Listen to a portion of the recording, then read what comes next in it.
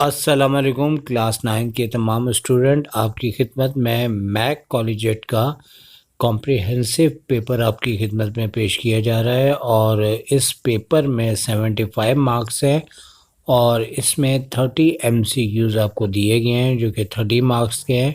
याद रखें कि जब आपका फर्स्ट टाइम एग्ज़ाम हो रहा है तो आपको डिफरेंट कोचिंग के कॉम्प्रिहेंसिव पेपर से काफ़ी हेल्प मिलेगी, ताकि फ़र्स्ट टाइम पेपर बन रहा है। तो स्टार्ट करते हैं। अब आपके सामने फर्स्ट MCQs में लिखा हुआ है कि हमें x की पावर 4 प्लस 64 को इसमें परफेक्ट स्क्वायर बनाने के लिए क्या टर्म इसमें ऐड की जाए। तो आपकी खिदमत में हम तरीकाकार पेश कर रहे हैं। जैसे कि दोनों टर्म का स्क्वायर आ रहा है, स्क्वायर लेने के बाद मिडिल टर्म, जैसे कि हमें मालूम है कि प्लस या माइनस में 2ab होता है। a हमारे पास x स्क्वायर आ चुका है और b 8, और दोनों को मल्टीप्लाई करेंगे तो 16 x स्क्वायर आपका आंसर है। अब चूँकि हमारे ऑप्शन में प्लस का 16 x स्क्वायर दिया तो वही आंसर हो जाएगा। वैसे प्लस माइनस दोनों साइनों में भी आ सकता है। अब सेकंड MCQs है, इसमें SCF बताया जा रहा है कि आप SCF के बारे में बताएं, और हमें दो एक्सप्रेशन दिए गए हैं और एक में x cube minus y cube formula apply हो रहा है, जबकि सेकंड जो है वो विदाउट फार्मूला हमें दिया गया है। और हम सेम टू सेम उसे उतार लेंगे और उतारने के बाद हम इसको किस तरह से सिंप्लीफाई करेंगे। SCF बुनियादी तौर पे ऐसा हाईएस्ट कॉमन फैक्टर होता है जो कि दोनों एक्सप्रेशन में मौजूद हो। अभी जैसे कि आप देख सकते हैं कि SCF में x square plus x y plus y square दोनों में मौजूद है, तो इसका SCF यही होगा। लिहाजा ये हमारा इसका आंसर आ चुका है।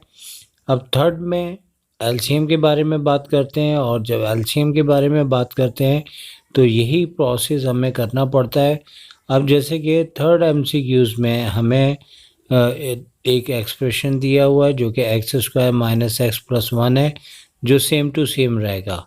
और जैसे हमने SCF में किया था, सेकंड में फार्मूला अप्लाई हो रहा है ए क्यूब प्लस बी क्यूब, और फार्मूला अप्लाई करते हुए हमारे पास एलसीएम में बुनियादी तौर पे ऐसा होता है कि हमें हर ब्रैकेट को लेना होता है। हर ब्रैकेट के साथ ये जहन में आप सोच रख सकते हैं कि जैसे आपके पास for example A union B होता है, यानी कि A यूनियन B सेट में भी ये होता है कि हमें सब कुछ ही लेना होता है।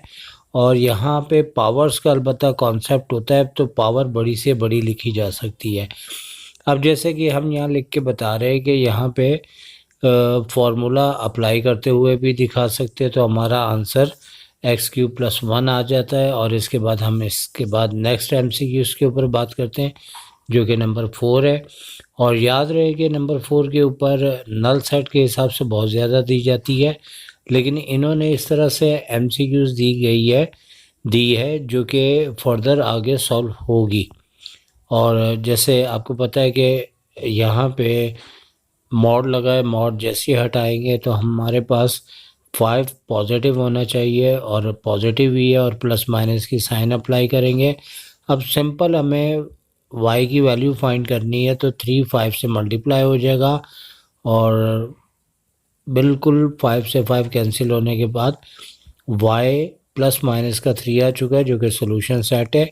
इसे दो तरीक़ों से लिखा जा, जिस तरह चाहे आप लिख सकते हैं। इसके बाद नेक्स्ट MCQs नंबर 5 है, और 5 MCQs में भी हमें उन्होंने एक क्वेश्चन दिया हुआ है जिसके अंदर स्क्वायर रूट दिया हुआ है, और इसमें इसका सोल्यूशन सेट देना है। याद रखें कि इस MCQs को जब बच्चे फाइंड आउट करते हैं, इसमें y का या x का आंसर लेके आते हैं, तो वो अक्सर इसकी वेरिफिकेशन नहीं करते। और याद रखना है कि ऐसे तमाम, चाहे वो क्वेश्चन आए या MCQs आए, तो रूट के क्वेश्चंस का जो भी आंसर आए, जैसे कि यहाँ पे आपके रूट को हटाने के लिए स्क्वायरिंग करेंगे, और मैं ये बात कर रहा था कि इसकी वेरिफिकेशन लाजमी होगी।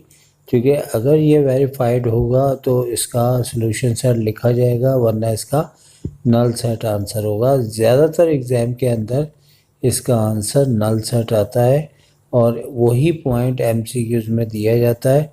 इससे पहले पेपरों में हमने आपको जो मुख्तलिफ कोचिंग सेंटर्स के थे उसमें बताया था, लेकिन ये अच्छा है कि चलें इसमें आपका Y4 आ रहा है, नल सेट नहीं आ रहा। और 4 आने के बाद हमें वेरिफिकेशन करने के बाद चेक करना होगा, अगर हमारे दोनों साइड इक्वल आए तो इसका मतलब ये होगा कि हमारा आया हुआ आंसर वेरीफाइड है और इसका सॉल्यूशन सेट फिर उस सूरत में 5 ही दिया जाएगा, 4 आंसर दिया जाएगा। और जैसे कि दोनों साइडें हमारी इक्वल हम करके आपको दिखा रहे हैं, दोनों साइड इक्वल हैं तो 4 आएगा, ठीक है ना। तो अब इसके बाद नंबर 6 की बात करते हैं। और नंबर 6 की एमसीक्यूज़ में एक आपको मतलब कि ऑर्डर पेड दिया हुआ है और ये पॉइंट एग्ज़ाम में तकरीबन कंफर्म ही आने के चांसेस हैं। थोड़ी बहुत वैल्यू इसकी चेंज हो सकती है। यहाँ पे थोड़ा सा लाइट का इशू है, लेकिन हम आपको बता रहे कि हमारे जैसे कि हमने ग्राफ का क्वेश्चन आपने लाजमी किया होगा, हमारे पास 4th क्वाड्रेंट होते हैं। फर्स्ट क्वाड्रेंट में एक्स और वाई दोनों पॉजिटिव होते हैं, सेकंड क्वाड्रेंट में एक्स नेगेटिव और वाई पॉजिटिव, इसी तरह थर्ड में एक्स नेगेटिव वाई भी नेगेटिव और फोर्थ में एक्स पॉजिटिव और वाई नेगेटिव होता है। तो ये याद रखना पड़ता है कि आपके 4th क्वाड्रेंट होते हैं और साइन को देखते हुए जैसे कि हमें यहाँ पे ऑप्शन में वैल्यूज़ दी है उस हिसाब से इसका आंसर 3rd क्वाड्रेंट होगा। तो अब इसके बाद नंबर 7 है और 7 जो है बुनियादी तौर पे हमारे पास फार्मूला है।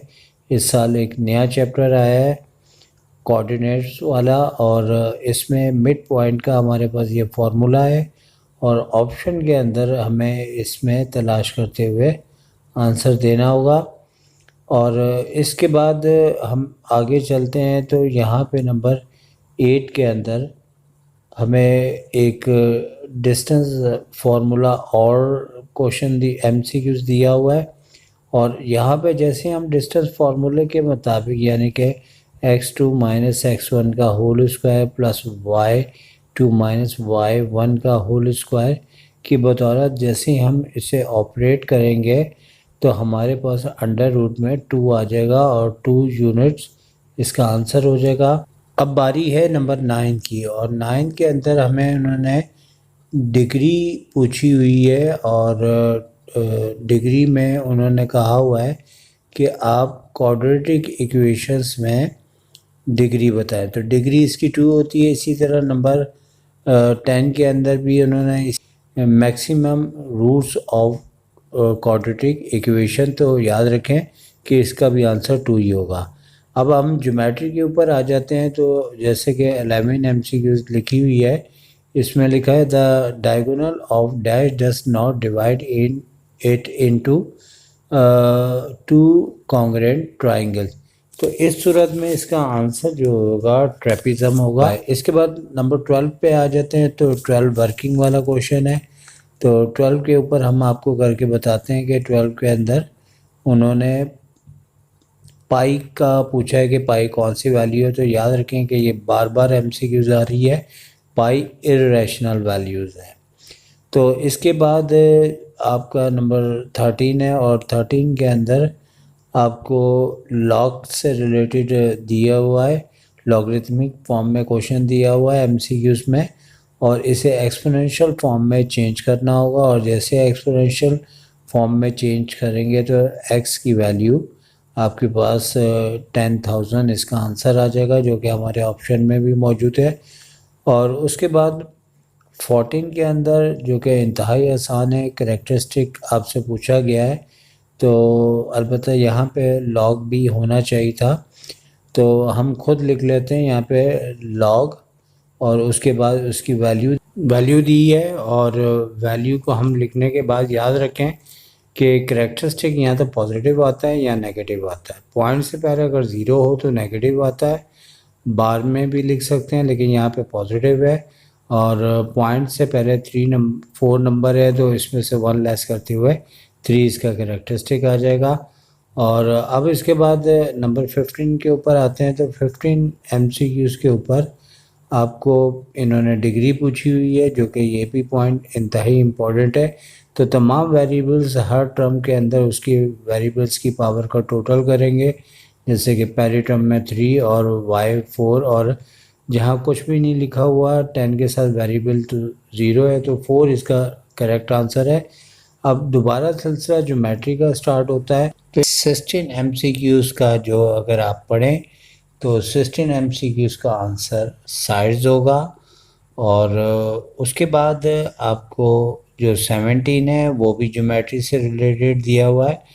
तो इसमें आपके जो MCQs है, आप point equal distance from the end points of a line segment the dash of it.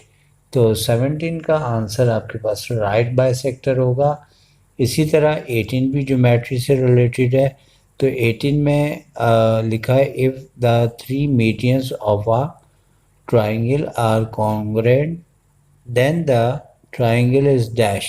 तो इसका आंसर आपके पास इक्वल लेटरल होगा।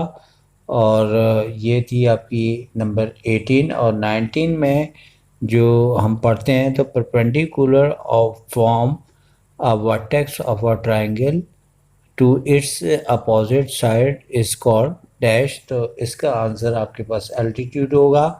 और 20 MCQs जो है वो आपको दी हुई है, और इसके भी चांसेस है।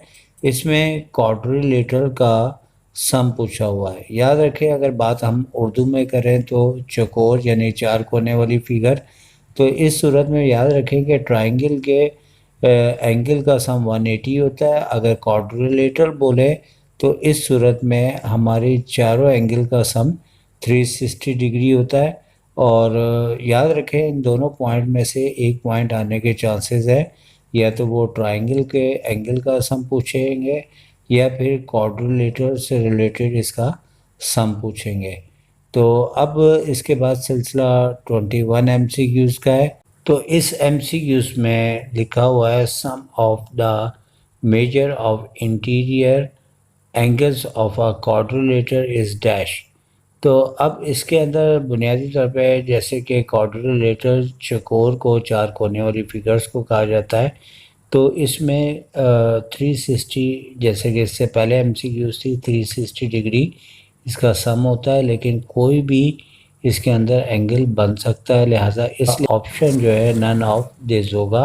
तो 22 MCQs में इसका आंसर आप पढ़ने के बाद देखेंगे तो इसका आंसर 2 होगा। इसी तरह 23 को पढ़ने के बाद इसका 180 डिग्री होगा। अब इसके बाद बारी आती है 24 MCQs में, और इसमें हमें यहाँ पे 2 ब्रैकेट्स दिए हुए हैं, इसे मल्टीप्लाई करें या इस पे फार्मूला अप्लाई करें। तो इस लिहाज से जो है इसका आंसर 5 का स्क्वायर 25, और 15 का रूट कैंसिल होने के बाद इसका आंसर 10 आ जाएगा। तो अब नेक्स्ट MCQs हमारे पास 25 है, और 25 MCQs को पढ़ने के बाद हमें इल्म होगा कि इसका आंसर 3rd होगा। और उसके बाद आपकी MCQs नंबर 26 है, और इसका भी आंसर मीडियंस दिया जाएगा, आप पढ़ सकते हैं। और 27 का answer area of a triangle होगा। और इसी तरह 28 का आंसर बी स्क्वायर होगा। और 29 MCQs है, जिसके अंदर हमें जो कहा हुआ है उसको पढ़ते हुए यहाँ पे हमारे पास इसका आंसर 3 होगा। और लास्ट MCQs है, जिससे हमें वर्किंग करते हुए आपको एक्सप्लेन करना होगा। और इस MCQs के अंदर आपके पास 5 आयोटा मल्टीप्लाई -2 आयोटा हो रहे हैं। और जैसे ही हम इन दोनों को मल्टीप्लाई करेंगे तो हमारे पास माइनस के 10 आयोटा स्क्वायर है। और आयोटा स्क्वायर की जैसी वैल्यू रखी -1, तो हमारे पास इसका आंसर +10 आ जाएगा। तो अब सेक्शन बी के ऊपर बात कर लेते हैं, जो कि 30 मार्क्स का है। और इसमें 6 क्वेश्चन करने हैं, जबकि 10 क्वेश्चन दिए हुए हैं। और हर चैप्टर से तकरीबन एक एक क्वेश्चन इन्होंने दिया है। चैप्टर 1 से दिया है और लॉग रिथम से भी दिया हुआ है। इसी तरह 3 चैप्टर और फैक्टर या रिमाइंडर थ्योरम में से एक आने के चांसेस हो सकते हैं। उसके अलावा मॉड के भी क्वेश्चन दिए हैं और 2 थ्योरम्स दिए हुए हैं और प्रैक्टिकल ज्योमेट्री में सिर्फ़ और सिर्फ इन्होंने एक ट्रायंगल को ड्रॉ करने का कहा हुआ है और बहुत ही आसान और बआसानी ये आपके 10 में से 6 पार्ट आप अटैम्प्ट कर सकते हैं और 30 मार्क्स का ये सेक्शन है।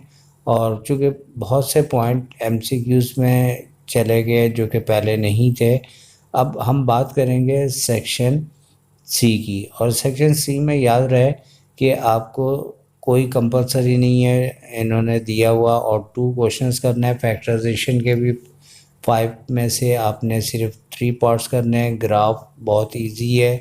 उसके अलावा एक थ्योरम दिया है और ऑर्डर पेयर से रिलेटेड भी और करके क्वेश्चन दिया हुआ है।